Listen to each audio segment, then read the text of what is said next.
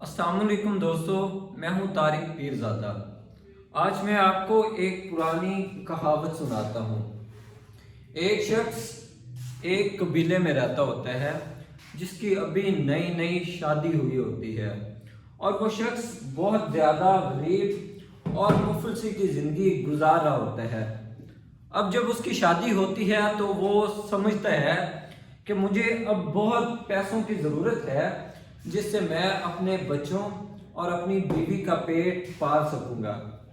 کافی دنوں تک وہ یہی سوچ رہا ہوتا ہے کہ ایک دن وہ اپنی بیوی کے پاس آتا ہے اور اس سے مشورہ کرتا ہے کہ میں کسی دور دراز شہر میں جا کر کسی رئیس شخص کی غلامی کر لوں۔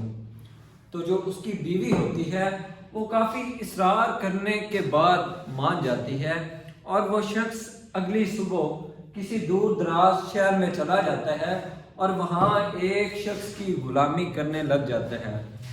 کافی عرصہ گزر جانے کے بعد، تقریباً 20 سال گزر جانے کے بعد، وہ شخص اپنے مالک یعنی اس رئیس شخص سے التجا کرتا ہے کہ میں اپنے گھر جانا چاہتا ہوں اور اپنی بیوی کے پاس جانا چاہتا ہوں۔ وہ شخص بہت زیادہ رحم دل اور سخی ہوتا ہے اور وہ اس شخص کو گھر جانے کی اجازت دے دیتا ہے، اور اس کے ساتھ ہی وہ اس کو بہت زیادہ مال و متاع، دولت، جانور اور اونٹ وغیرہ دے دیتا ہے۔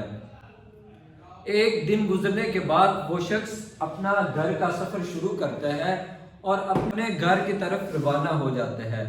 رستے میں ہی جب وہ سفر کر رہا ہوتا ہے تو ایک صحرا میں پہنچتا ہے جہاں اس کو رات ہو جاتی ہے اور وہ بہت زیادہ تھکاوٹ محسوس کرتا ہے۔ اب وہ آرام کرنا چاہتا ہوتا ہے تو اسے دور ایک جھونپڑی نظر آتی ہے۔ جب وہ اس جھونپڑی میں دیکھتا ہے تو ایک شخص ہوتا ہے۔ وہ اس ایک شخص کے پاس جاتا ہے اور اس کو بتاتا ہے کہ میں اس طرح سفر کر رہا ہوں اور مجھے ایک رات کا سٹے چاہیے ہے۔ تو وہ جو شخص ہوتا ہے وہ اس کی اس بات پر آمادہ ہو جاتا ہے۔ وہ جب اس جھونپڑی میں رہنا شروع کرتا ہے تو وہ اس بزرگ شخص کو دیکھتا ہے جو کچھ نہ کچھ کر رہا ہے، جو اپنی پڑھائی یا ایک انٹلیکچوئل لیول جو ہے اس میں ہی وہ مصروف ہے۔ تو وہ اس شخص سے التجا کرتا ہے کہ آپ مجھے ایک نصیحت کرو۔ تو وہ بزرگ کہتے ہیں میں آپ کو ضرور نصیحت کروں گا۔ وہ کہتا ہے میں ہر ایک نصیحت کے بدلے ایک اونٹ لوں گا۔ تو وہ اس کو ایک اونٹ دے دیتا ہے اور اس سے پہلی نصیحت سنتا ہے۔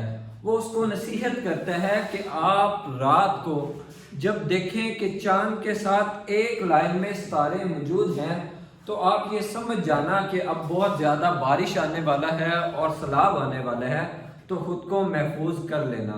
وہ شخص یہ نصیحت سن کے سمجھتا ہے یہ تو میرے کسی کام کی نہیں، مجھے ایک نصیحت اور لینی چاہیے۔ وہ اس شخص کو ایک اونٹ اور دیتا ہے اور ایک اور نصیحت دیتا ہے۔ تو بابا جی اور وہ بزرگ اس کو نصیحت کرتے ہیں کہ جب بھی تم اپنے کسی سفر میں کسی کو اپنا محافظ پاؤ اور اس کی آنکھوں میں آپ کو شیطانی چمک محسوس ہو تو اس سے اویر رہنا اور اپنی جان کی حفاظت کرنا۔ یہ سن کر بھی وہ شخص اداس ہو جاتا ہے اور وہ یہ سمجھتا ہے یہ بھی میرے کسی کام کی نہیں، مجھے ایک اور نصیحت لینی چاہیے۔ وہ اس بزرگ کو ایک اور اونٹ دیتا ہے اور وہ بزرگ اس کو کہتا ہے کہ تمہاری زندگی کے معاملات میں اگر کوئی ایسا پہلو آئے کہ تم بہت زیادہ غصے میں آ جاؤ اور کسی کو قتل کرنے لگ جاؤ تو اس کو قتل نہیں کرنا، تم آرام سے پچھتا کے سو جانا۔ تو وہ شخص یہ تینوں نصیحتوں کے بعد یہ سوچتا ہے کہ یہ تینوں نصیحتیں میرے کسی کام کی نہیں، اور وہ پچھتاتے ہوئے سو جاتا ہے اور اگلی صبح اپنا سفر شروع کر دیتا ہے۔ اب وہ سفر کرتے کرتے ایک گاؤں میں پہنچتا ہے، ایک قبیلے میں پہنچتا ہے، اور اس قبیلے میں وہ اپنا پڑاؤ ڈالتا ہے۔ اور جب وہ آسمان کی طرف دیکھتا ہے وہ دیکھتا ہے کہ بہت زیادہ بادل آئے ہوئے ہیں اور چاند اور ستارے ایک لائن میں موجود ہیں۔ تو وہ اس قبیلے کے لوگوں کو، گاؤں کے لوگوں کو بتاتا ہے کہ یہاں بہت زیادہ سیلاب اور بارش آنے والی ہے اور خود کو محفوظ کر لو، لیکن گاؤں کے لوگ اس کو ایک احمق شخص سمجھتے ہوئے اس کی بات پر توجہ نہیں دیتے۔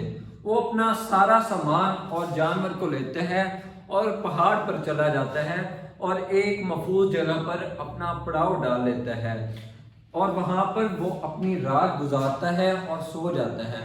جب وہ صبح اٹھتے ہیں تو اس کے سامنے ایک عجیب منظر ہوتا ہے۔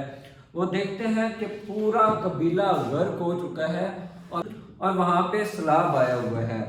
تو وہ شخص بابا کی بات کو یاد کرتا ہے اور اپنے مالک کا شکر ادا کرتا ہے۔ وہ کچھ دن تک وہاں پہ ہی اپنا پڑاؤ ڈالتا ہے اور پھر وہ اپنا سفر شروع کرتا ہے۔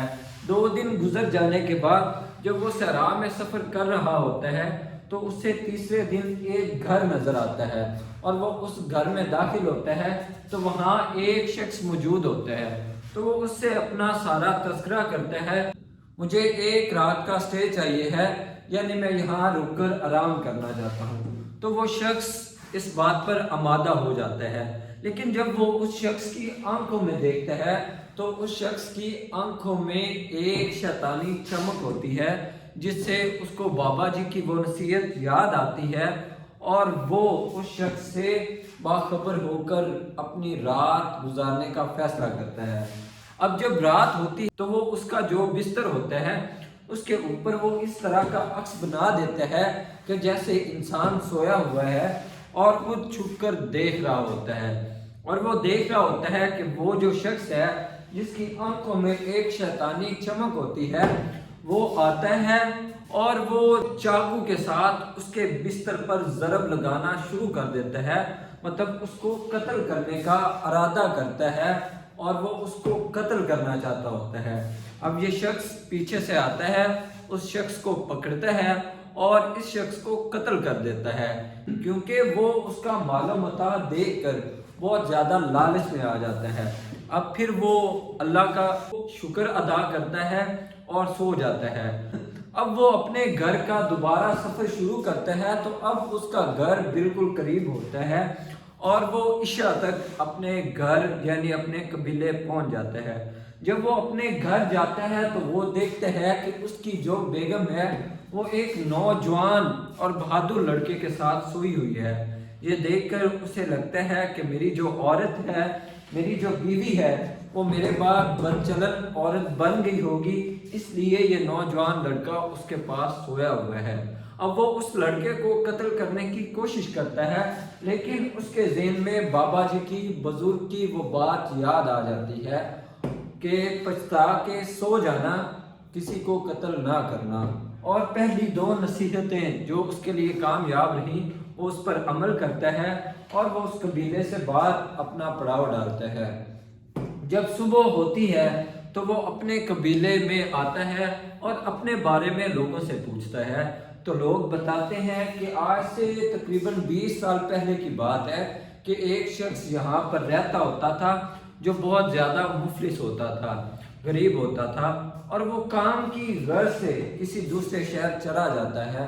اس کے جانے کے بعد اس کی جو بیوی ہے اس کے گھر ایک بچہ پیدا ہوتا ہے جو آج ایک بہت بہادر اور نوجوان ہے، اور وہ والدہ اور اس کا بیٹا آج مل کر رہتے ہیں۔ یہ سننے کے بعد وہ شخص بہت حیرت انگیز خوشی محسوس کرتا ہے اور اپنا سارا مال و متاع اور سامان اور جانوروں کے ساتھ گھر میں داخل ہو جاتا ہے۔ جب وہ اپنی بیوی اور بچے کو دیکھتا ہے اور جب بیوی اس کو دیکھتی ہے تو ان کے لیے ایک معجزہ نما سما ہوتا ہے، اور اس کے بعد وہ اپنی ساری زندگی اپنی بیوی اور بچے کے ساتھ خوشحال بسر کرتا ہے۔